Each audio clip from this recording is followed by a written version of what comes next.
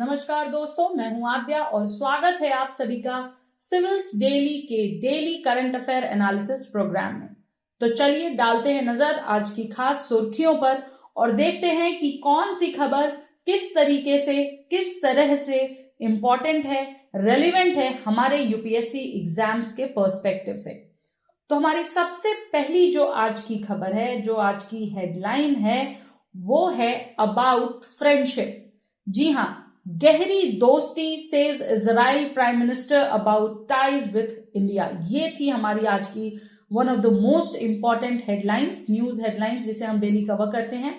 ठीक है, भारत के पूरी जर्नी जो है भारत की आजादी के बाद से, उसके बाद से कुछ देश ऐसे हैं जो लगातार इंडिया को अपना सपोर्ट देते आए हैं, इंडिया के दोस्त रहे हैं, जिनमें से एक है इजराइल। और आज के दिन इजराइल और इंडिया के फ्रेंडशिप टाइज को, इजराइल और इंडिया के डिप्लोमेटिक रिलेशंस को 30 वर्ष यानी 30 इयर्स पूरे हो गए।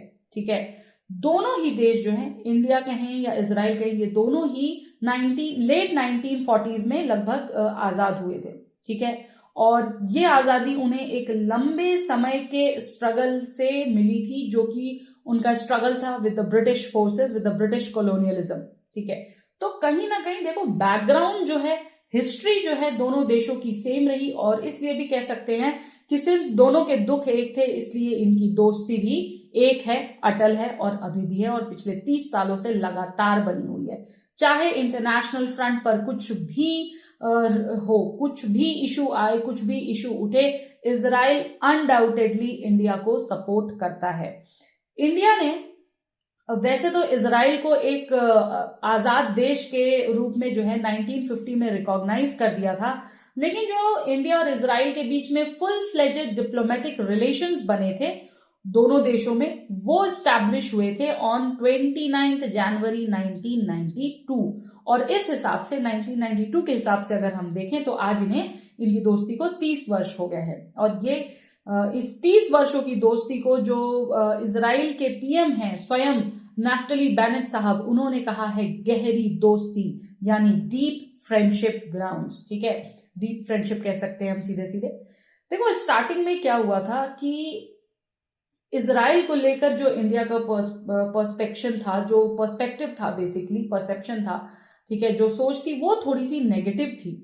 रीजन ये था कि इजराइल जो है वो प्योर रिलीजियस ग्राउंड्स पर फॉर्म हुआ था और यहाँ पर जो ये एक जुविश स्टेट था, आपको पता होगा, और एनालॉगस टू पाकिस्तान भी था। ठीक है, और जैसा कि हम जानते हैं कि भारत भी जो है इसके आसपास ही आजाद हुआ था और इंडिया में हर एक धर्म को सेक्युलरिज्म, जो हमारा जो देश है, हमारा जो देश है वो सेक्युलर ग्राउंड्स पर काम करता है, तो हर एक धर्म के लोगों को उतना ही बराबर का सम्मान, बराबर का हक मिलता है। ठीक है, और ये भी था कि जब इंडिया आजाद हुआ तो इंडिया ऑलरेडी एक यंग स्टेट था जिसे अरब स्टेट्स के सपोर्ट चाहिए थे for having its own impact in the United Nations. ठीक है, तो इसलिए भी इंडिया खुलकर इजराइल को सपोर्ट नहीं कर पा रहा था।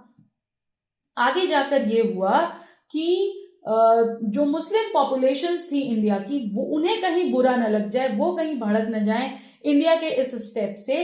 इस वजह से भी ये भी एक बहुत बड़ा रीजन था कि इंडिया जो है वो खुलकर इजराइल का सपोर्ट नहीं कर पा रहा था। और इस वजह से due to Muslim population in India और जूइश स्टेट ऑफ इजराइल, इन दोनों के बीच में एक स्टैब्लिशिंग टाइज नहीं डेवलप हो पा रहा था। ठीक है, एक जो समझौता होना चाहिए था, एक जो दोस्ती की डोर बननी चाहिए थी, वो नहीं हो पा रही थी। फिर ऐसा क्या हुआ कि इंडिया ने प्रायोरिटाइज करना शुरू किया इजराइल को, तो उसके लिए कुछ मुख्य रीजंस हैं। जैसे कि सबसे पहला रीजन है इंडियाज एक्सक्लूजन फ्रॉम OIC यानी ऑर्गेनाइजेशन ऑफ इस्लामिक कोऑपरेशन। देखिए, ऑर्गेनाइजेशन ऑफ इस्लामिक कोऑपरेशन जो है उसे फॉर्म किया गया 1969 में। ठीक है, और इसे जब फॉर्म किया गया तो इंडियन मुस्लिम्स जो थे उनके सेंटिमेंट्स को नेग्लेक्ट किया गया। ठीक है, और इतना ही नहीं बल्कि इंडिया की मेंबरशिप इस ग्रुप में रोकी गई by none other than Pakistan. ठीक है, और ये सारी चीजें कहीं ना कहीं इंडिया को ट्रिगर की, स्वयं का हाथ, इंडिया का हाथ इजराइल की तरफ बढ़ाने से और मिलाने से भी। दूसरा इशू जो आया यहाँ पर वो आया बैकिंग ऑफ कश्मीर। जब कश्मीर को लेकर के इश्यूज उठे तो इंडिया को अरब नेशंस ने कभी भी बैकअप नहीं दिया, कभी भी सपोर्ट नहीं किया, रादर वो पाकिस्तान को सपोर्ट करते आए। तो ये भी एक मुख्य वजह बनी। तीसरा जो रीजन हमारा आया वो था सपोर्ट इन क्रूशियल वॉर्स। जब भी भारत के सामने चुनौतियां आई वॉर्स के रूप में, इंडो पाकिस्तान वॉर हो चाहे और भी कोई वॉर हो, जब भी ऐसा कुछ हुआ इजराइल ने इंडिया को वहां पर सपोर्ट किया before Israel and India had diplomatic ties. इससे पहले कि 1992 में टाइज इंडिया और इजराइल के जो है वो एक फॉर्मल रूप लिए, उससे कहीं पहले से इजराइल जो है वो इंडिया को सपोर्ट करता आया जब भी भारत के सामने युद्ध की चुनौतियां आई, चाहे वो इंडो पाकिस्तान हो या फिर इंडो चाइना हो या कोई भी हो। इजराइल का सीधा सा एक मापदंड है कि भाई हम इंडिया को सपोर्ट कर रहे हैं और वो चीजें दिखती भी हैं, ठीक है। इसके बाद जो चौथा हमारा रीजन आया बेसिकली वो था इंडिया और यूएस का एलिजियंस, ठीक है। With the collapse of Soviet union जो यूएस था वो सुपर पावर बना और इंडिया जो है अपने आप को यूएस से अलाइन करने लगा। और ये एक और ये कह सकते हैं कि एक और एड ऑन हुआ in improving the relations between Israel and India, ठीक है। और इसके बाद जो नेक्स्ट रीजन था वो था डेविएशन फ्रॉम नाम policy, that is non alignment and pro Arab policies. तो सदियों के बाद, डिकेड्स के बाद जो है, नॉट एग्जैक्टली सदी बट देन डिकेड्स के बाद जो है नॉन अलाइनमेंट मूवमेंट और नाम की जो पॉलिसी थी और प्रो अरब पॉलिसी जो थी, इंडिया ने अपनी पॉलिसी चेंज की 1992 में, ठीक है। और उसके इस स्टैंड के बाद ही 1992 में इन दोनों देशों के डिप्लोमेटिक टाइज भी बनने लग गए थे, ठीक। नेक्स्ट इसके बाद आया सपोर्ट एट ग्लोबल फोरम्स। चाहे यूएन की बात ले या यूएनएससी की बात ले, जब भी ग्लोबल फोरम्स की बात आई है इजराइल ने इंडिया को खुले हाथों से सपोर्ट किया है और हर मोड़ पे सपोर्ट किया है। ये भी एक एड ऑन था। और नेक्स्ट जो रीजन था हमारा वो था टेक्नोलॉजी। जब भी इंडिया को टेक्नोलॉजिकल सपोर्ट की जरूरत पड़ी है इजराइल ने दिया है और इजराइल के जो इनोवेशंस है वो इंडिया के काम आए हैं। तो ये जो कुछ मेन रीजंस थे हमारे, इन रीजंस के कारण इंडिया को ये लगा कि नहीं भाई ये तो वाकई में हमारे दोस्त है और इनके साथ हमें अपने रिलेशंस अच्छे बनाने चाहिए, इसलिए इंडिया ने अच्छे रिलेशंस बनाए, ठीक है। इजराइल का इंटरेस्ट इंडिया में क्यों आया ये भी एक पर्सपेक्टिव है, तो ये देख लेते हैं। देखिए इंडिया जो है एक बहुत बड़ा मार्केट है for Israel's manufactured goods and technologies, जो कि पहला रीजन था। दूसरा चीज ये हुआ कि इंडिया के पास एक लंबे समय से गुडविल जो थी वो थी, ठीक है। इजराइल के जो लोग थे, इजराइल की जो आम जनता थी, उनके मध्य में, उनके लोगों में इंडिया के लिए हमेशा एक गुडविल जेस्चर रहा। और इजराइल के सिटीजन्स इंडिया को इकलौती ऐसी कंट्री के रूप में देखते हैं जहां ज्यूज को भी बराबरी का हक मिलता है and they have not faced anti Semitism, ठीक है। तो ये एक बहुत बड़ा रिलीजन जो है यहाँ पर अगेन एक बहुत बड़ा रोल प्ले करता हुआ नजर आया है। देन बहुत सारे ऐसे इंस्टेंसेस हुए जहां पर ज्यूज जो कि अंडर हिटलर्स परसिक्यूशन थे, they find shelter in India, उन्हें असाइलम मिला इंडिया में, उन्हें शेल्टर मिला, including some that were said to have been facilitated by Nehru himself, ठीक है। जो मिनिस्क्यूल ज्यू कम्युनिटी थी, ठीक है, वो भारत में और मतलब जो है न सिर्फ बसे बल्कि उनका जो है राइज भी हुआ और वो एमिनेंस फील्ड्स में भी देखे गए। इजराइल चेरिश करता है इंडिया को एज इट्स एडमायरर एंड उसकी एबिलिटी को कि हर एक उसमें जो है इंडिया ने भी उतना ही चाहे कितनी एडवर्स सिचुएशन क्यों ना आई हो, चाहे क्यों ना हुआ हो, हर रूप में वो इंडिया को सपोर्ट करता आया है और यही चीज इंडिया भी करती आई है। इसलिए इजराइल का जो है सपोर्ट, इजराइल की दोस्ती, इजराइल का विश्वास भारत में बना रहा।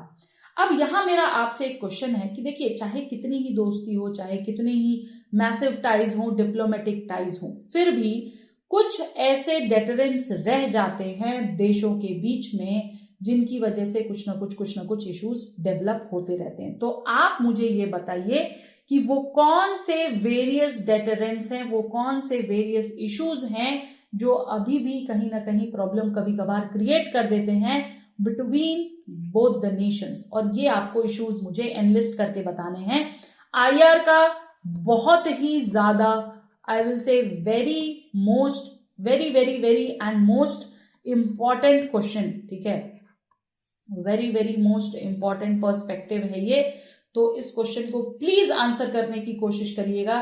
50 से 100 वर्ड्स के बीच में अगर आप पैराग्राफ में करना चाहें, या फिर आप बुलेट पॉइंट्स में सिर्फ मुझे वो डेटरेंस पॉइंट बता दीजिए, ठीक है। और अगर आप लोग इस टॉपिक को और ज्यादा डिटेल में जानना चाहते हैं, पढ़ना चाहते हैं, रीड आउट करना चाहते हैं, तो आप हमारी सिविल्स डेली की वेबसाइट को भी विजिट कर सकते हैं। वहां पर आपको आज की डेट में ये आर्टिकल मिल जाएगा, ठीक है। इस पे जो है हमारी टीम ने बहुत ज्यादा वर्क भी किया है, सो दैट आपको और इजीली ये समझ आए। ओके, चलिए आगे चलते हैं। दूसरी खबर हमारी जो है वो एमएलएस के सस्पेंशन से रिलेटेड है। दिसंबर मंथ में 2021 में आपको पता है ये पूरा का पूरा मुद्दा खड़ा हुआ था related with the suspension of BJP MLAs, और अंततः बात पहुंची थी एपेक्स कोर्ट यानी सुप्रीम कोर्ट तक, ठीक है। केस ये था कि एक पेटिशन फाइन की गई थी regarding the suspension of the MLAs, और ये कहा गया था उस पीआईएल में बेसिकली कि ये जो मूव है गवर्नमेंट का, ये ग्रॉसली आर्बिट्ररी और डिसप्रपोर्शनेट है रिगार्डिंग दी एमएलए सस्पेंशन। और जो चैलेंज था इसमें वो रिलाई कर रहा था mainly on the grounds of denial of the principles of natural justice and of violation of laid down procedure. जो लेट डाउन प्रोसीजर्स है उन्हें कहीं ना कहीं ये वो हो रहा था।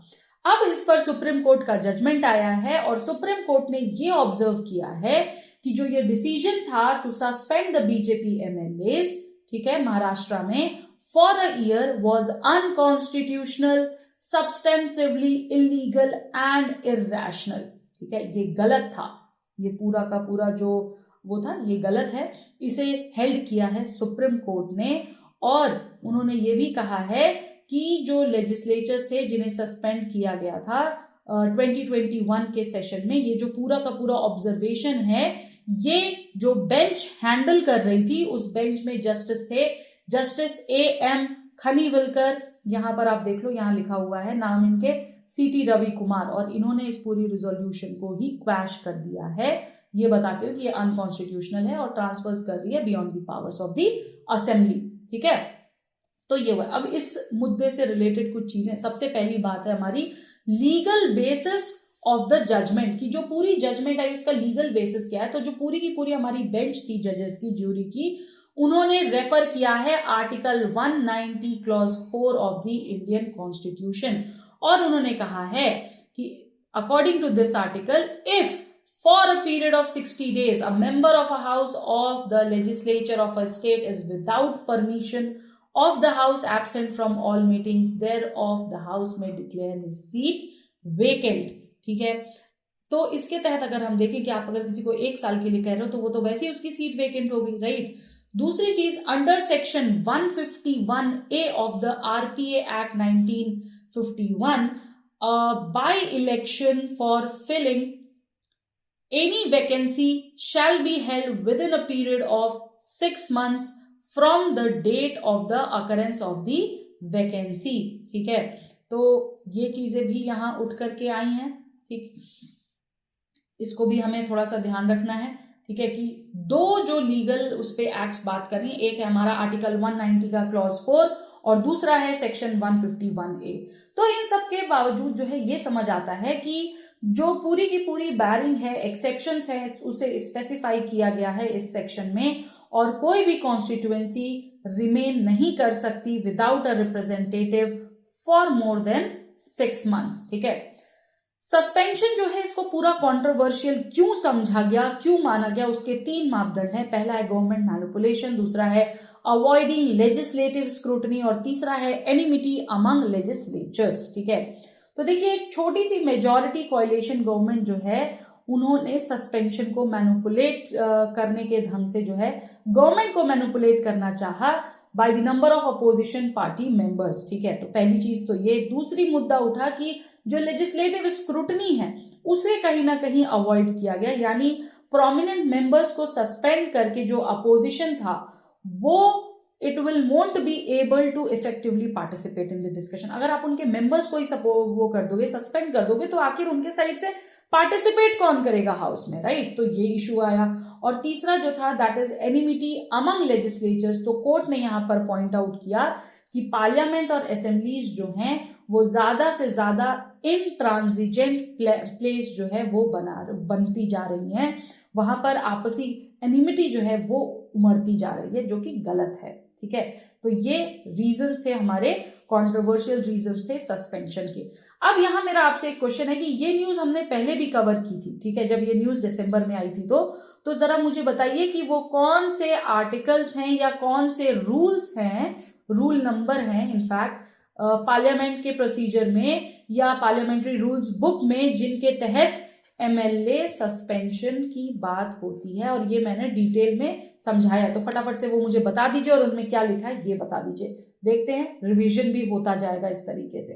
ठीक है, इसके बाद जो हमारी नेक्स्ट न्यूज थी वो पीगासस वायरस से, स्पाईवेयर से रिलेटेड है। एनवाईटी जो है हमारा न्यूज़पेपर जो है, न्यूयॉर्क टाइम्स, उसमें रिपोर्ट किया गया, जो कि उसमें एक रिपोर्ट आई थी बेसिकली, जो कि ये क्लेम करती है कि इंडियन गवर्नमेंट ने ये स्पाईवेयर 2017 में खरीदा था। ठीक है, ये वो पूरी की पूरी रिपोर्ट ये क्लेम करती है। तो देखो यहाँ पर ये कि एक बहुत बड़ा सवाल उठ खड़ा हुआ है गवर्नमेंट के नाम पर, इंडियन गवर्नमेंट के नाम पे। तो यहाँ पर मुद्दा जो हमारा सबसे पहला आता है वो तो ये समझने का आता है कि भाई ये पीगासस क्या है। पीगासस लास्ट ईयर भी इंपॉर्टेंट था, बट एज सच कोई क्वेश्चन नहीं दिखे, दैट डजंट मीन कि इस बार नहीं आएंगे। ठीक है, तो इस बार जो है आपके लिए ये क्वेश्चन आ सकते हैं। तो समझ लेते हैं पीगासस क्या है। पीगासस एक स्पाईवेयर है जिसे डेवलप किया था एनएसओ ग्रुप ने, जो कि एक इजरायली सर्विलांस फर्म है जो कि हेल्प करती है आपको किसी दूसरे फोन को या डिवाइस को हैक करने में। 2019 में जब व्हाट्सएप ने सू किया था इस फर्म को यूएस कोर्ट में, तब ये मैटर हाईलाइट हुआ।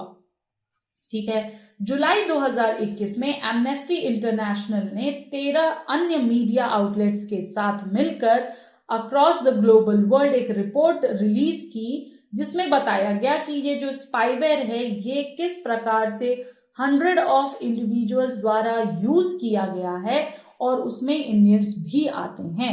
हालांकि एनएसओ ने ये क्लेम किया था कि जो ये स्पाईवेयर है that has been sold only to the governments, none of the nations have come forward to accept the claims. क्योंकि भाई बात यहां पर बहुत उठ जाएगी अगर किसी ने भी एक्सेप्ट किया तो।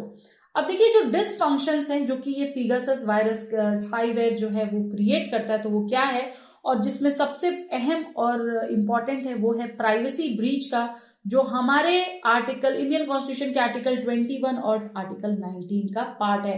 राइट टू प्रिवेसी हमारे राइट टू लाइफ का पार्ट आ जाता है, राइट टू फ्रीडम का पार्ट आ जाता है। ठीक है, तो ये एक मुद्दा उठा। दूसरी चीज उठी कर्बिंग डिसेंट की। यहां पर यह बताया जाता है कि भाई लोगों के डिसेंट जो है उनमें प्रॉब्लम आ सकती है इस वायरस के थ्रू, इस स्पाईवेयर के थ्रू। 2019 में भी पीगासस सॉफ्टवेयर जब यूज हुआ था to hack into HR and Dalit activities, तब भी ये मुद्दा उठा था। ठीक है, तीसरा जो यहाँ पर इशू आता है वो है इंडिविजुअल सेफ्टी का। यहाँ पर जब प्राइवेसी नहीं है तो सेफ्टी कैसे रहेगी, स्पेशली जर्नलिस्ट की सेफ्टी कैसे रहेगी, उन लोगों की सेफ्टी का क्वेश्चन उठता है जो कि गवर्नमेंट के लिए काम कर रहे हैं या फिर पर्सनल सेफ्टी को हटाकर और देश की सेफ्टी को पहले आगे रख रहे हैं। इसके बाद इशू है यहाँ पर सेल्फ सेंसरशिप का। कंसिस्टेंट डर बना रहता है यहाँ पर लोगों के मन में, इंडिविजुअल्स के मन में, कि कहीं ना कहीं उनकी जो बातें हैं, उनके जो एक्सप्रेशंस हैं, वो सारी चीजें जो है उनपे जो है ओपन है, कोई भी उसे एक्सेस कर सकता है, कोई भी उसे देख सकता है, और ये सारी चीजें कहीं ना कहीं हमारी एबिलिटी टू एक्सप्रेस, रिसीव और डिस्कस को हार्ड भी कर रही हैं। इसके बाद जो है बात आती है यहाँ पर स्टेट स्पॉन्सर्ड मास सर्विलांस की and along with that national security की भी। जब लोगों की जो इंफॉर्मेशन है वो सेफ नहीं है तो देश कैसे सेफ है, नेशनल सिक्योरिटी का भी मुद्दा यहाँ पर उठता है। ठीक है, अब यहाँ पर जो इश्यूज हैं वो गवर्नमेंट इन्वॉल्वमेंट को लेकर उठ गए हैं, जैसा कि रिपोर्ट ने कहा है कि भाई इसमें इंडियन गवर्नमेंट भी इन्वॉल्व थी। तो यहाँ पर क्या इश्यूज उठे वो समझ लेते हैं। तो देखो सबसे पहले तो यहाँ पर सबसे ज्यादा वर्थ आस्किंग ये है कि गवर्नमेंट को ऐसी क्या नीड पड़ी फोन हैक्स की जो उन्हें ये स्पाईवेयर इंस्टॉल करवाने पड़े, जबकि ऑलरेडी एग्जिस्टिंग लॉज थे हमारे देश में over the impunity for the surveillance. ठीक है, दूसरा मुद्दा यहां पर उठता है कि जो वाइड एरे ऑफ विक्टिम्स हैं जो कि सेंट्रल गवर्नमेंट में हमेशा लगातार जो है बने हुए हैं, क्लियरली सेंट्रल गवर्नमेंट को ला रहे हैं, उनके रोल को क्वेश्चन करने का कि भाई आपको क्या जरूरत पड़ गई और आपका रोल क्या था यहाँ पर और आपने उसे क्यों नहीं निभाया। ठीक है, और जो नेक्स्ट इशू उठता है वो ये कि in the absence of parliamentary या जुडिशियल ओवरसाइट जो इलेक्ट्रॉनिक सर्विलांस है वो हमें देते आया है हमेशा से the executive power to influence and both the subject of surveillance and all classes of individuals, और ये सारी चीजें रिजल्ट करती हैं मिलकर एक chilling effect on free speech. तो कहीं ना कहीं वो भी हार्म हो रहा है, तो वो भी एक मुद्दा बनता है गवर्नमेंट की इन्वॉल्वमेंट का। ठीक है, तो ये था हमारा पीगासस वायरस और उस पर इन्वॉल्व गवर्नमेंट का इशू पूरा का पूरा। चलिए आगे चलते हैं। हमारी जो नेक्स्ट न्यूज है वो पीयूसी सर्टिफिकेट से रिलेटेड है। दिल्ली गवर्नमेंट ने पीयूसी सर्टिफिकेट को मैंडेटरी कर दिया है at the fuel filling stations, यानी कि जहां भी फ्यूल मिलते हैं गाड़ियों में वहां के लिए। सबसे पहले यहाँ पर मुद्दा जो उठकर आता है यूपीएससी के पर्सपेक्टिव से वो ये कि आखिर ये पीयूसी सर्टिफिकेट है क्या। तो देखिए, जो पीयूसी सर्टिफिकेट है ये एक ऐसा डॉक्यूमेंट है जो किसी भी व्यक्ति के पास हो सकता है जो कि किसी मोटर व्हीकल को ड्राइव कर रहा हो। ठीक है, और यहाँ पर उसे ये अपना सर्टिफिकेट प्रोड्यूस करना पड़ेगा पुलिस ऑफिसर को जो कि यूनिफॉर्म ऑथराइज्ड होगा बाय द स्टेट गवर्नमेंट। ये जो सर्टिफिकेट है ये इशू किया जाता है if a vehicle is found complying with the prescribed emission norms, यानी जो उसमें से एमिशन हो रही है उसके नॉर्म्स को अगर वो फॉलो करता है तो।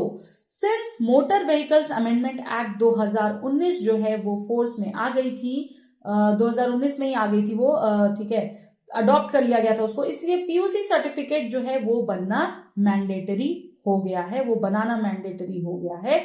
और उस सर्टिफिकेट में मुख्य इंफॉर्मेशंस होती हैं जैसे कि व्हीकल का licence plate number, PUC test reading date, ठीक है, किस डेट को वो टेस्ट कंडक्ट किया गया है वो डेट, और कब ये सर्टिफिकेट एक्सपायर हो रहा है उसकी डेट। ठीक है, तो ये था हमारा पीयूसी सर्टिफिकेट। अब इस पीयूसी सर्टिफिकेट के द्वारा हम पॉल्यूशन कंट्रोल को कैसे चेक करेंगे या कैसे ये पूरी प्रक्रिया कैरी आउट होगी, तो देखिए कंप्यूटराइज मॉडल बनाया जाएगा फॉर पॉल्यूशन चेकिंग और जो कि डेवलप किया जाएगा by the society of Indian automobile manufacturers. उसके बाद एक गैस एनालाइजर को कनेक्ट किया जाएगा कंप्यूटर से जिसमें कि एक कैमरा भी होगा, एक प्रिंटर भी अटैच किया जाएगा, और ये जो गैस एनालाइजर है ये रिकॉर्ड करेगा एमिशन वैल्यू को और उसे डायरेक्टली भेजेगा कंप्यूटर में जिससे कि वो डेटा फीड हो सके, जबकि जो कैमरा लगाया गया है वो कैप्चर करेगा licence plate of the vehicle को। ठीक है, और इसके बाद एक सर्टिफिकेट इशू होगा जिसमें एमिशन वैल्यूज स्टेटेड होंगी विद द लिमिट्स। अगर आप इस एमिशन वैल्यू को कंप्लाई नहीं करते हैं तो आपके ऊपर फाइन लगाया जाएगा। ठीक है, और ये जो टेस्ट है ये 60 से 100 रुपए के बीच में स्टैंड करेगा जो कि हर कोई अफोर्ड कर सकता है, और जो वैलिडिटी है इस टेस्ट की वो 1 साल की रहेगी अंडर BS4 व्हीकल्स और 3 मंथ की रहेगी फॉर अदर व्हीकल्स। ठीक है, जो फाइन है पीयूसी वायलेशन का वो जो है बढ़ा दिया जाएगा अप टू ₹10,000 एंड पहले जो है ये 1,000 रुपए था फॉर द फर्स्ट ऑफेंस और 2,000 रुपए था फॉर द सब्सिक्वेंट वायलेशंस।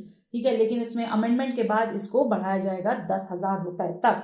तो ये एक भारी रकम हो सकती है, आपको भी कॉस्ट कर सकती है। तो अगर आप दिल्ली में रह रहे हो तो इससे सचेत रहिए और तैयार रहिए कि कितना आपको फाइन पे करना पड़ सकता है। ठीक है, चलिए आगे चलते हैं। हमारी नेक्स्ट न्यूज जो है वो एक पैरासाइटिक प्लांट से रिलेटेड है जिसका नाम है सेप्टीमेरैंथस। ठीक है, ये पैरासाइटिक प्लांट जो है ये निकोबार के इको हॉटस्पॉट में पाया गया है। एक न्यू जीनस पाया गया है इस पैरासाइटिक फ्लावरिंग प्लांट का और इसे देखा गया है निकोबार ग्रुप ऑफ आइलैंड्स में। ठीक है, जो ये जीनस है सेप्टीमेरैंथस का ये ग्रो कर रहा है on the plant species called as Horsfieldia glabra Blume Warb, ठीक है। और ये पैरासाइटिक फ्लावर प्लांट जो है ये मॉडिफाई करता है रूट स्ट्रक्चर को, जो कि स्प्रेड होती है स्टेम पर, पेड़ पौधे के स्टेम जो होती है उस पर ये स्प्रेड करती है, ठीक है।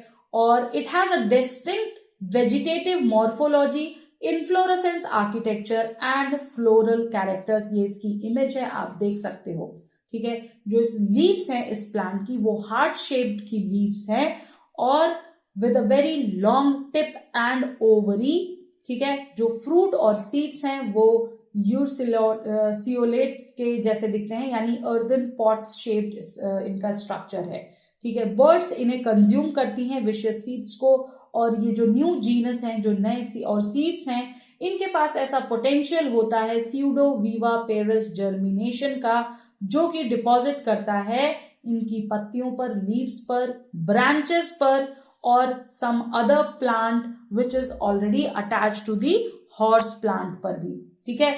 तो ये था पैरासाइटिक प्लांट जो कि मिला है निकोबार में, और उसके बारे में कुछ की हाइलाइट्स थे, इसको देख लीजिएगा। अक्सर आ जाता है कि what do you mean by septemeranthus, तो आपको ये ध्यान होना चाहिए कि ये एक पैरासाइटिक प्लांट है, ठीक है। तो ये थी आज की मुख्य खबरें, आज की important news, okay.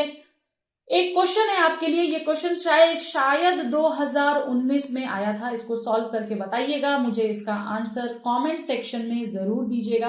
And last Saturday जो है मैंने आपको एक वीडियो दिया था जो कि बेस्ड था हाउ टू स्टडी लक्ष्मीकांत या how to cover Laxmikanth in 10 days, ठीक है। तो मुझे जरूर बताइएगा कि आपको वो वीडियो कैसा लगा। बहुत आप में से बहुत बच्चों की रिक्वेस्ट आई है फॉर अदर सब्जेक्ट्स, मैं उस पर काम करूंगी बिल्कुल, लेकिन मुझे अपना फीडबैक जरूर दीजिएगा कि इस वीडियो के बारे में आपको कितना समझ आया और कितना हेल्पफुल रहा, और उस पर काम भी जरूर करना चालू करिए, क्योंकि फेब शुरू होने वाली है कल से, बजट भी आने वाला है, बजट, इकोनॉमिक सर्वे, ये सारी चीजें again very important perspective from UPSC point of view. But then हाँ, हमारे पास कम टाइम अब होते जा रहा है धीरे धीरे, तो हमें अपनी तैयारी को और ज्यादा पुख्ता और ज्यादा मजबूत बनानी होगी, ठीक है। तो चलिए, ये थी आज की खास खबरें। आई होप आपको समझ आ गई होंगी सारी न्यूज। अगर कुछ नहीं समझ आए तो कमेंट सेक्शन में बताइएगा, मैं कोशिश करूंगी उसको जब अगेन वो टॉपिक लूं तो उसको कवर अप करने की, ठीक है। तो तब तक के लिए धन्यवाद, नमस्कार, स्वस्थ रहिए, सुरक्षित रहिए, मस्त रहिए और पढ़ते रहिए। And yes, do not forget to like, subscribe and comment. Thank you so much. जय हिंद, जय Bharat. Subscribe to our YouTube channel and press the bell icon on the YouTube app and never miss another update from Civil's Daily.